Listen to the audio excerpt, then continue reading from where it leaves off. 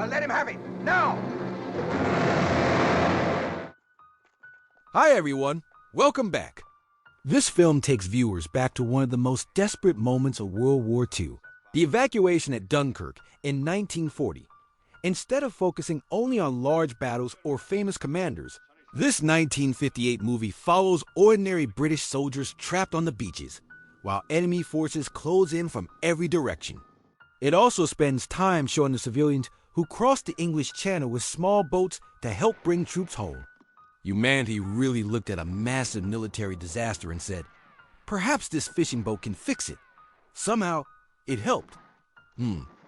This film following a group of British soldiers trying to survive as Allied forces retreat across northern France in 1940. Before reaching the beaches of Dunkirk, the movie spends time showing the dangerous journey faced by several soldiers moving through destroyed towns, abandoned roads, and constant enemy attacks. Some become separated from their units. Others search for transport, food, or safe routes toward the coast. The film uses these smaller personal stories to show how confusing and desperate the retreat had become long before the evacuation even started. Humanity always imagines war as giant battle maps and heroic speeches, but most of the time it's people wandering around exhausted, lost, and hoping the next road is still open. One of the strongest parts of the movie is how it shows different perspectives during the evacuation.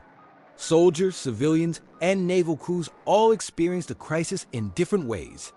This helps the audience understand how large and chaotic the real Dunkirk evacuation actually was. The film also avoids presenting its characters as perfect heroes. Most of them simply want to return home alive, which makes their reactions feel believable and human. Historically, the movie is closely connected to the real Dunkirk evacuation, also known as Operation Dynamo. Between late May and early June 1940, hundreds of thousands of Allied troops were rescued from the beaches of Dunkirk in France after being surrounded by German forces. Civilian boats from Britain really were used during the evacuation, and the film captures the importance of those volunteers in helping transport soldiers across the Channel. While some dramatic moments were added for storytelling, the overall situation and atmosphere remained fairly faithful to the historical event.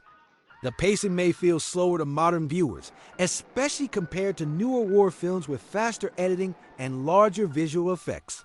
Still, that slower pace allows the tension to build naturally. The movie spends more time showing uncertainty and emotional strain, instead of trying to impress the audience every few minutes with noise and fire. A shocking creative decision in modern entertainment, honestly. Overall, this film remains an important classic war movie because it presents the Dunkirk evacuation with seriousness, tension, and respect for the real people involved. Even decades later, it still works as both a historical drama and a reminder of how chaotic and fragile wartime survival can be.